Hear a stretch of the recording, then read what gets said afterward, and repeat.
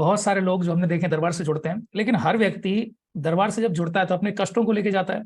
तो उन कष्टों से बाहर बहुत से लोग निकल भी आते हैं, या ये कुछ लोग कहें, कुछ लोगों को ये आभास होता है कि शायद कुछ चीजें ठीक हो गई, कुछ चीजें रह गई। तो लोग जो दरबार का आकलन करते हैं वो सामाजिक स्तर पे तो करते हैं, लेकिन आध्यात्मिक स्तर पे मैंने देखा कि बहुत सारे लोग उसका दरबार का आकलन कर ही नहीं पाते हैं, क्योंकि या तो ये कहें कि अज्ञानतावश या वहां तक पहुंच नहीं पाते हैं। तो आप क्या देखते हैं कि जो एक सामाजिक जीवन में जो परिवर्तन हमारे आता है, जिसमें हमारे आर्थिक सुख भी हो सकता है, मानसिक सुख भी हो सकता है, पारिवारिक सुख भी हो सकते हैं, तो इनके अलावा जो एक आध्यात्मिक सुख हमारे जीवन में होना चाहिए, उससे तो कोसों कोसों दूर है, करोड़ों को मतलब लोग दूर हैं, क्योंकि उसके बारे में ना तो ज्ञान है और ना कोई अनुभव है। सिर्फ चीजों को माना हुआ है, जैसे आपने बताया कि जैसे पितरों की पूजा कर रहे हैं या जो भी कर रहे हैं, तो हमने सिर्फ माना हुआ है कि ऐसा हमें करना है, हमने देखा है पहले से होते हुए। कोई मंदिर हमें दिख गया तो हमने उसके आगे दंडवत प्रणाम किया, या वहां पे ढोक दिया, या प्रसाद चढ़ाया और उसको हम खा गए। को ये ज्ञान आना जरूरी है कि हम जो कर रहे हैं वो सही और गलत का डिफरेंसेस जब तक पता नहीं चलेगा, क्योंकि भैया हम लोगों ने भी वहीं से अपना, हम लोग भी वहीं पर थे और वहां से आज यहाँ आए हैं। और भैया कई कई बार ऐसा होता है, आज भी हम लोग जब 2 साल दरबार से जुड़े हुए हमको हो गया पूरे परिवार के साथ, और तंत्र दीक्षा में भी पहुंचे, लेकिन आज भी कई जगह ऐसी स्थितियां आती हैं जहां पर सोचना पड़ता है कुछ पल के लिए कि ये जो है, ये जैसे आज समाज में कहीं जाना है, ये पूजा पाठ है, इसमें हम जाएं तो कैसे जाएं, क्या करें, कई तरह की चीजें अभी भी हमारे सामने भी आती हैं। तो आज दरबार से मान लीजिए जो लोग जुड़े हैं, एक तो क्या होता है कि दरबार को हम किस रूप में ले रहे हैं, पहले तो ये समझना है। हम दरबार को अगर एक समझे हैं कि भाई हम जा रहे हैं, हमने एक प्रक्रिया कर ली, हमने बीमारी थी, हमारे पितृ मुक्त हो गए, हम ठीक हो गए, भैया हम फ्री हो गए, हमने पैसा दिया, हमारा काम खत्म।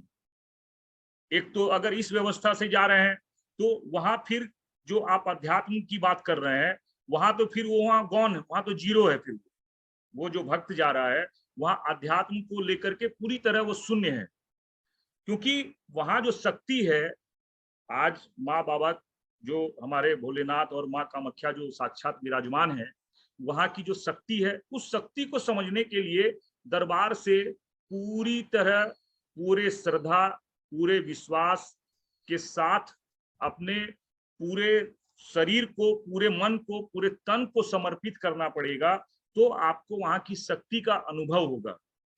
हम ये सोच करके जो दरबार जा रहा भक्त की हमने जो है पैसे दिए और प्रक्रिया कर ली और बाबा माँ ने हमारे लिए बैठे हैं और वो कर देंगे, वो तो बैठे हैं करने, वो तो हमारे जो पूर्ण गुरु हैं, जो माँ बाबा हैं, वो तो बैठे ही हैं, वो देने बैठे हैं। हमको लेना कैसे है ये हम पर डिपेंड करता है।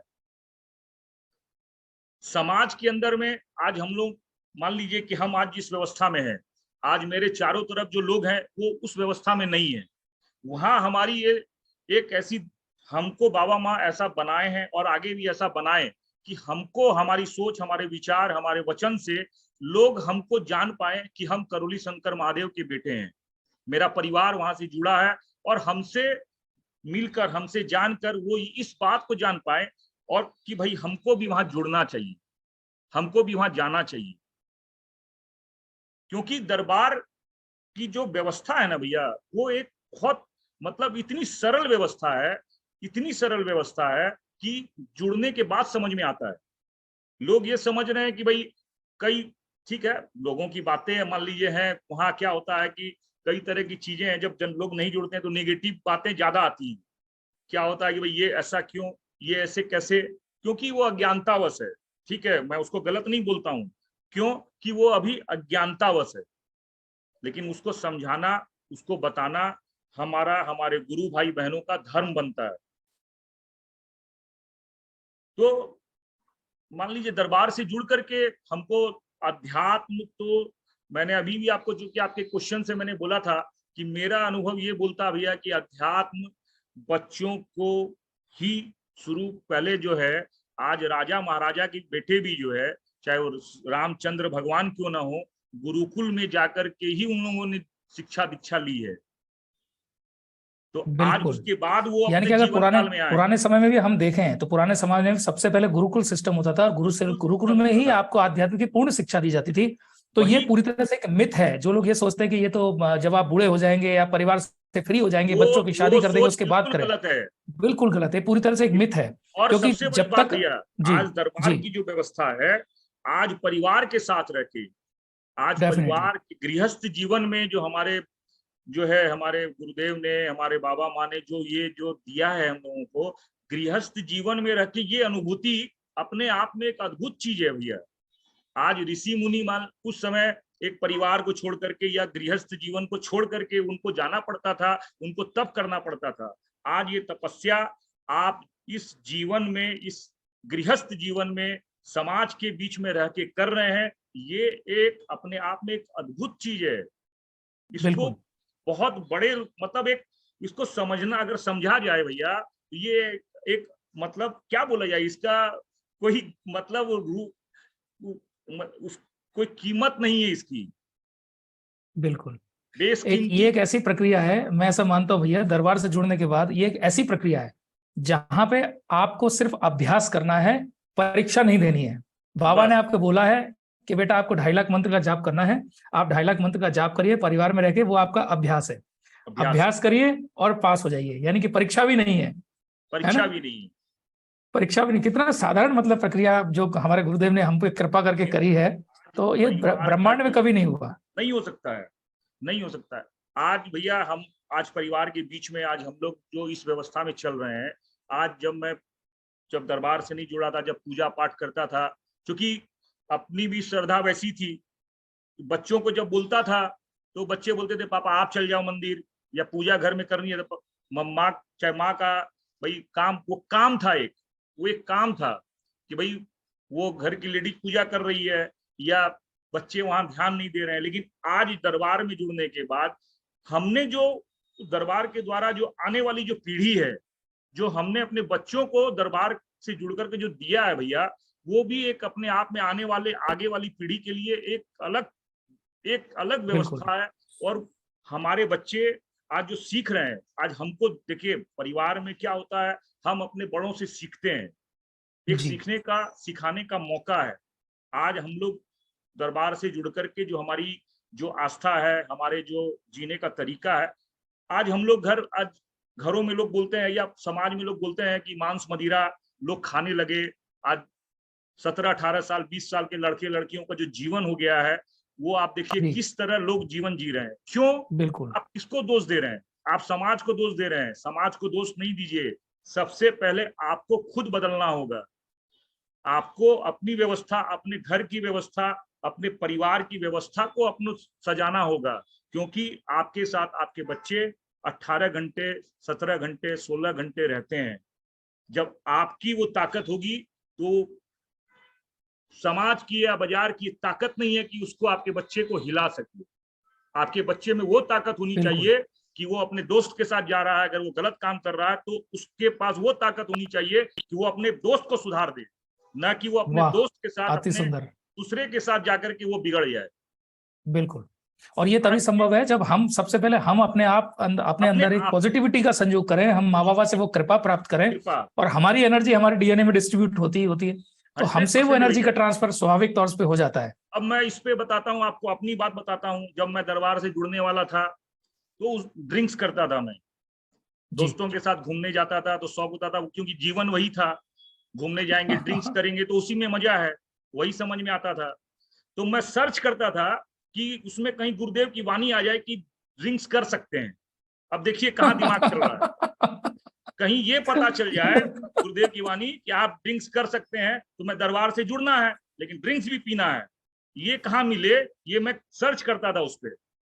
हाँ, मतलब ऐसा कोई स्टेटमेंट गुरुदेव का मिल जाए कुछ जहाँ ऐसा पे वो मिल जाए कह तो भाई सकते हैं, हाँ मेरे यार अंदर ऐसा तो जो है कर सकते खुशी हैं। खुशी मिल जाए कि हाँ अब भैया हाँ ड्रिंक्स भी कर सकते हैं और दरबार में भी अपने चल सकते हैं। अब देखिए क्या चल रहा है दिमाग हाँ। में। अच्छा, एक बात भैया मैं यहाँ पे रोकूंगा आपको। मतलब इच्छाएं हमारी है और हम ये कोशिश करते हैं, ऐसे लोग हैं इस मीटिंग के अंदर, इसलिए मैं कह रहा हूँ ऐसे लोग बहुत सारे हैं। बाबा ने कहा था एक बार कि जिनके साथ ऐसी प्रॉब्लम है तो वो कर सकते हैं, लेकिन लोगों ने उसका दूसरा मतलब निकाल दिया और लोग चालू हो गए, और अब जब नकारात्मक उनको फिर से घेर रही हैं तो अब वो बाबा को दोष दे रहे हैं कि बाबा ने कहा था जी कर सकते हैं, जबकि ऐसा नहीं है। बाबा के कहने का आशय था कि अगर हमारे आपके जीवन दरबार में जीवन रक्षा के लिए आपको करना है, यानी कि एज ए मेडिसिन अगर आपको जरूरत है तो, लेकिन ये लोगों ने उसको अपने मिसयूज करना समझ शुरू में, कर दिया। ये समझ में आया ना कि वो तो जीवन नहीं है, वहां जीवन नहीं है, ये समझ में आ गया। हाँ दरबार जाने के बाद भैया आज 2 साल हो रहा है, अगर कभी हमारे मित्र ने जबरदस्ती अगर बगल में बैठा भी लिया तो ये इस स्थिति में नहीं होते थे कि उस पैसेज में बैठ पाए। ये स्थिति हो जाती है अगर 2-4 बार ये कभी मौका भी मिला कि हम किसी मीटिंग में हैं या कोई पार्टी में हैं, वहां भाई अब हम दूसरों को तो रोक नहीं सकते हैं, लेकिन जबरदस्ती अगर वो बोल रहा है कि भाई ठीक है आप बगल में बैठ जाओ, ये स्थिति हो जाती है भैया कि उस जगह से उठ के जाना पड़ता है, वॉमिटिंग चालू हो जाती है। हमको किसी ने जबरदस्ती नहीं कहा कि आप ड्रिंक्स करना छोड़ दो, किसी ने भी नहीं कहा है। ये अपनी आस्था, अपना बिल्कुल। विश्वास और एक अपना अनुभव है। क्यों? पता चल गया ना भैया कि जी जिंदगी का मजा वहां नहीं है, जिंदगी का मजा अपने अंदर है, बिल्कुल। वहां नहीं है। वो तो जीवन बर्बाद कर रहे थे हम लोग। अब संकल्प की बात पे आता हूं मैं। दरबार जुड़ने के बाद ही तुरंत हम लोग परिवार के साथ दरबार गए थे। मसाला जो होता है रजनीगंधा, ये सब छोटी मोटी चीजें हो गई भैया। आप जो दरबार जाते हैं जी बोलते नहीं होता है, मैं दरबार के अंदर ही जो है रजनीगंधा खा रहा था। मैं दरबार के अंदर ही, हम माँ के दरबार जा रहे थे, मेरी पत्नी ने मुझे रजनीगंधा खाते हुए देख लिया, मसाला खाते हुए देख लिया।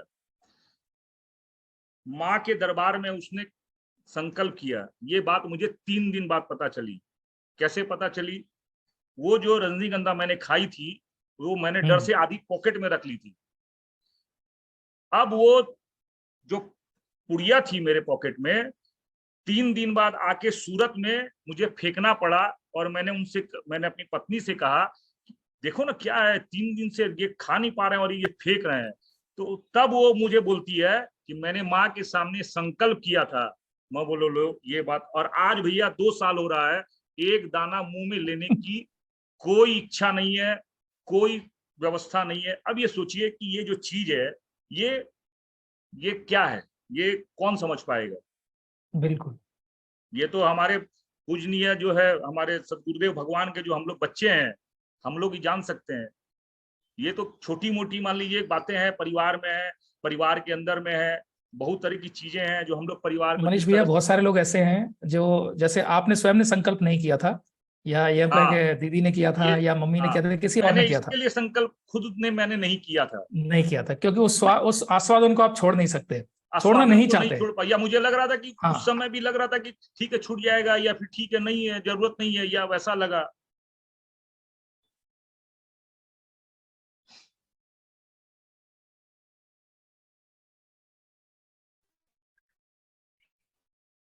क्या हुआ? जी जी, इसके ऊपर एक बात मैं मनीष भाई आपको महादेव की याद दिला देता हूँ। महादेव ने स्वयं गुरु गीता में एक बात कही है बहुत सुंदर, कि गुरुदेव के आश्रम में नशा नहीं करना चाहिए, और नशा करने वाला व्यक्ति मरुभूमि में ब्रह्म राक्षस होता है। ये महादेव की वाणी है।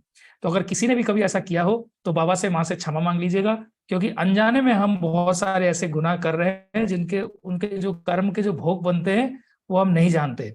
अब जो लोग दीक्षा में आ चुके हैं वो तो अपने कर्म भोग अपने मंत्र की शक्ति से काट लेंगे, लेकिन अभी भी बहुत सारे आप में से लोग ऐसे होंगे या बाद में भी जो वीडियो को देखेंगे, अगर आपने ऐसी गलती कभी की है कि दरबार में आपने जाके कभी स्मोकिंग किया हो, कोई भी आपने गुटखा खैनी या कोई भी आपका नशा, जो आपको नशा है, अगर आपने वो नशा किया है तो उस नशा का दंड जो है वो महादेव ब्रह्म राक्षस के रूप में व्यक्ति को मिलता है। तो ये महादेव की वाणी है, ये हम नहीं कह रहे हैं, ये महादेव ने साक्षात गुरु गीता में कहा है। तो अगर ऐसा कभी हुआ है तो माँ बाबा से आप क्षमा मांग लीजिएगा, बहुत कृपालु है वो।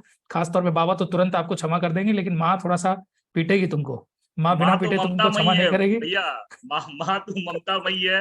वो तो जो वो तो क्षमा माँ को मतलब हमारा अधिकार है, माँ बच्चों को माफ करती है। बिल्कुल। बाबा माँ जो हाँ पिता होते हैं, जो माँ होती है, वो तो बच्चों को हमेशा माफ करते हैं, जी लेकिन वो सिखाते भी हैं, बताते भी हैं। जी, बहुत अभी ये सुंदर मनीष भैया भैया। दरबार की जो, संकल्प की शक्ति के बारे में मैं चाहूंगा आप थोड़ी सी रोशनी डालें। देखिए संकल्प, जो हम लोग जो दरबार से जुड़कर जो संकल्प करते हैं, संकल्प सबसे बड़ा, संकल्प जो एक शब्द है, ये संकल्प का शब्द, इस शब्द में ही सब कुछ है। आप संकल्प का जो ये शब्द अगर आप उसको अगर रीड करेंगे, संकल्प, संकल्प इस शब्द में ही सब कुछ है कि आपने जो अपनी अंतर आत्मा से जो बोला वो आपका संकल्प है। और वो हमारे दरबार से जो जुड़े हैं भक्त, जो अपने हमारे सदगुरुदेव भगवान हैं, वहां पूर्ण होना ही होना है, नहीं होने का प्रश्न नहीं है। अगर संकल्प पूरा नहीं हो रहा है, या तो हम उस संकल्प को उस तरीके से नहीं बोल पा रहे हैं, या हम अपनी पूरी अंतर आत्मा से नहीं कर पा रहे हैं। इसका पूरा पूरा प्रमाण है भैया, पूरा। क्यों कि इस जीवन घटना चक्र में हम लोग हर दिन इसको फेस करते हैं, हर दिन अनुभव करते हैं। छोटी से लेकर बड़ी बातें, जितनी भी बातें हैं, संकल्प के द्वारा जो हम नहीं चाहते हैं वो नष्ट हो जाती है, और जो हम चाहते हैं वो मिलती है। ये बिल्कुल भैया एकदम प्रमाण है। ये कल की मैं घटना बताता हूँ, छोटी सी घटना है। कल मैंने दशांश किया था। दशांश के बाद जब मैं ऑफिस गया तो मेरे ये आधे सर में जो है, ये यहाँ पे एक दर्द हुआ, यहाँ पे मतलब अजीब जी। सा एकदम दर्द हुआ। और मुझे जो है लगा कि मैं बैठ गया थोड़ी देर, फिर मैंने भस्म निकाला, यहाँ भस्म, मैंने भस्म लगाया, भस्म खाया, और फिर मैंने संकल्प किया बाबा माँ के सामने। संकल्प करने के बाद वो कब दर्द गया भैया, 1 से 2 घंटे बाद जो है मैंने चर्चा की कि भाई ये दर्द जो है कहाँ चला गया। मतलब उसको 2 घंटे बाद ये आभास हुआ कि ये दर्द था। 2 घंटे बाद संकल्प करने के बाद वो दर्द कब गया ये मुझे भी नहीं पता। इस बिल्कुल। तरह की कई चीजें जो है अपने परिवार में, अपने व्यापार में, जो कई चीजें हम लोग जो चाहते हैं या बाबा माँ के द्वारा, संकल्प के द्वारा मिलता ही मिलता है। गुरुदेव मिलता बार ही बार मिलता बोलते है। हैं संकल्प जो है पूरी अपनी इच्छा शक्ति से करना है। और संकल्प कैसे करना है दरबार में बताया जाता है। संकल्प अगर हमारी जो समस्या है, उस समस्या को पूरी तरह रीड करके, अगर हम उसको रीड करके समझ के अगर करते हैं भैया, वो तुरंत काम करता है, तुरंत बिल्कुल। काम करता है।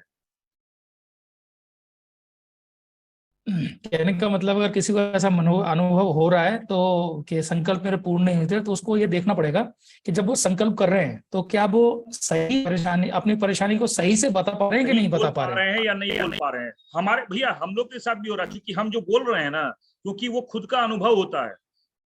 हैं। आज जी। हम अगर कोई बात बोलते हैं तो हमने कहीं पढ़ा नहीं है या कहीं हमने कुछ किताबें नहीं पढ़ी है, क्योंकि हम ये जो बोल पा रहे हैं ये अपना एक अनुभव है। क्योंकि वो जब हम संकल्प कर रहे हैं, भाई नहीं हो रहा है, क्यों नहीं हो रहा है, जब हम दूसरी बार बैठते हैं उस बात को लेकर, संकल्प को लेकर, और उसको पूरी तरह समझ करके और पूरी इच्छा शक्ति से करते हैं, भाई 10 मिनट के अंदर उसका रिजल्ट आ जाता है। अति सुंदर। क्योंकि ये पूरा पूरा अनुभव है।